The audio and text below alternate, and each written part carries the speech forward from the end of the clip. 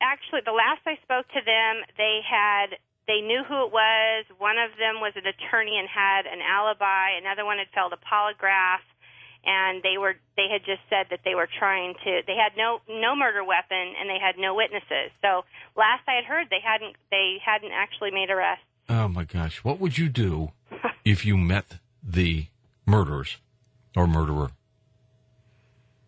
face to face, and you knew that they're the ones that did it? I would probably seriously have a physical reaction to it, because when they brought the photos of the people that they knew did it, and I saw them, I almost lost it, because it really made it real, and I was shaking, and it was scary. I can imagine that. We're going to come right back, Marissa. We're going to take phone calls with you and continue talking about the other side. I'm George Norrie. This is Coast to Coast AM. Next hour, Robert Bauval joins us, best-selling author of The Message of the Sphinx and the Orion Mystery, his latest work, The Egyptian Code. When I come right back, it's more with Marissa Ryan, the psychic medium, and your phone calls on Coast to Coast AM. And welcome back to Coast. George Norrie with you, Marissa Ryan. Marissa, let's talk a little bit about the ability to communicate with spirits. Lots of people report that when someone dies, a dearly departed one, that at that moment of death, they get visited by the person who has passed on. Why?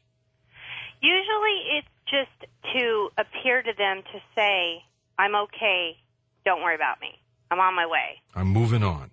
Absolutely. I mean, a lot of times they'll appear in a doorway or might be floating over their bed, but usually that's it. It's kind of that last chance to just, visually see them, and it's usually to people that are very close to them. And then they do move on. With the spirits that you communicate with, they haven't moved on yet, have they? Oh, no. I usually communicate with the ones that have.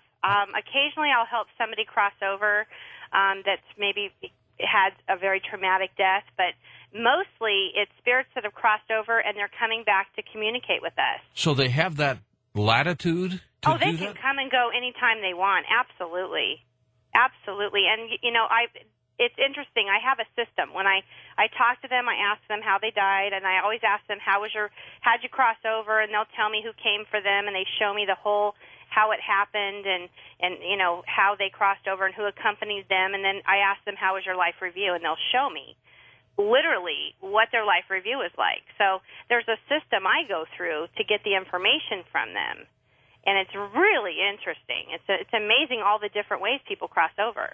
Are you a believer in reincarnation? Absolutely. All right. Once a spirit is reincarnated, I assume then you can't communicate with them anymore, right? Actually, that's not true. Once I can communicate, because, our spirits can leave our bodies anytime. Okay, through astral travel, right. We can leave any time. So I have spoken to people's spirits that are actually alive. I see. But if they choose to even come to me, which is rare. I mean, it's a very rare occasion, but it can happen, absolutely. You mentioned life review. Yes. When I was being raised and going through a catechism class, they would tell us that when you died, they'd be up there with a journal of your life. And they tell you what you did right and what you did wrong. And if you did it right, you go to heaven. If you didn't, you go to hell. Is that life review like that? Well, I don't personally believe in a hell. What I do is interview the dead, and I interview the spirits and ask them about it. And when they all have shown me so many similar things, it's kind of like people that have UFOs. They have the same experiences. The life review, they show me, they go into a room, and there's this kind of like glass half globe that they look into, and they're shown every moment of their life. And what's the most empowering is they're shown how it affected the people around them, and they get to feel how it affected them. All right, to the phones we go. East of the Rockies, we'll go to Lynn in Pennsylvania. Welcome to Coast to Coast. Hey, Lynn, we're great. Thanks. My question was, how do you turn the spirits on and off from talking with you, and how can someone who's lost someone have communication with the departed one?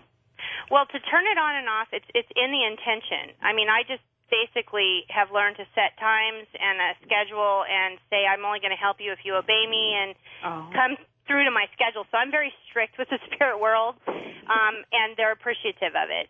But at the same time, you can absolutely communicate. Everybody has the ability. There are some people are stronger than others. The best thing I can tell you to do is start out small by being extremely aware of everything around you. And when something strange happens, just acknowledge it as coming from the person you think it's coming from. Meaning, obviously, let's say you had a mother that passed and you've got a light flickering. You're probably thinking, Mom, is that you? Just say, thanks, Mom, I know it's you, because the more you acknowledge it, the more they're going to do it. I do assume it's my dad. I miss him so much. It's been 4 years, but I have not missed one day that I haven't told him I loved him. And he is right there every time when you think about him or you hear their name. And I know it sounds so cliche, but it is true, because they have the power of, it's like faster than the speed of light, to be right there.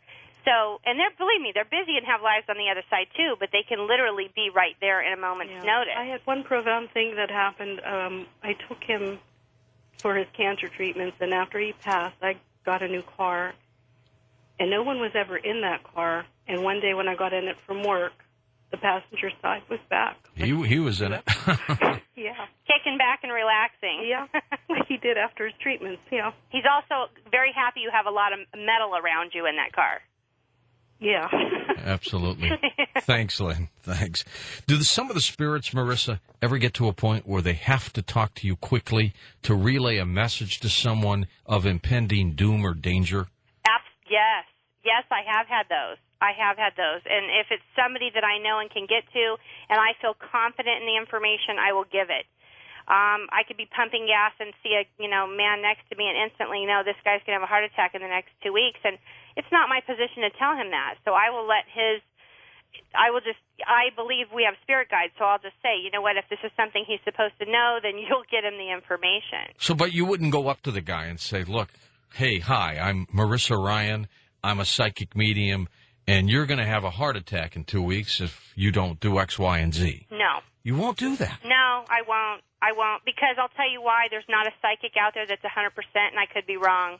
And you scare the daylights out of him, then he dies of a heart attack. Well, can you imagine? I go up to somebody and I say, you know what, I'm being told that you're going to die, and the guy goes out and blows all his money in the next week, thinking I'm going to go out with a bang because I'm going to die, if he really believed me, and then something happened and he lived. Good point. Sam, we all have free will. This is Sam in Los Angeles. Take it away, Sam. Hi there. I'm calling because last year my mother died from cancer. Okay. And she had tongue cancer, and it was a year ago in June. And I walked into the hospital, and I caught the nurses, moving her. And right as they got her in the room, I'd only been there a few minutes, and she left right then and there. They didn't even get her hooked back up to the IV. Yo, she was ready to go. I thought she was, was she waiting for me to come? She wanted to make sure that you saw her because she knew that you would regret it. If you didn't, you would feel bad. But I'll tell you, I have a lot of guilt, and I get she was a big communicator, and to have that kind of cancer was horrible for her. It was. Okay, and did it also go into her throat? Because she's telling me there was a throat issue as well. Yes. Okay, because she's just so excited that she can communicate now, but she didn't want you to see her anymore the way she was. Yeah, I pulled the bandage off her neck just to look because I had never seen it. It was horrible. Yeah, she's wonderful now, and believe me, she's a talker. She's a talker because she says she likes to come in your dreams. She has, but I can't say it was necessarily a good dream. That's okay. They'll make appearances. They don't always come with messages, but just the appearance alone is them. Yeah, I've had a lot of... my brother committed suicide also, and that was 30 years ago already. What can you tell us about suicide victims? Suicides absolutely go to the other side. What I am told is by them is that, and I talk to them all the time, believe me, very often, at least once or twice a week, I'm talking to someone who's committed suicide. Their life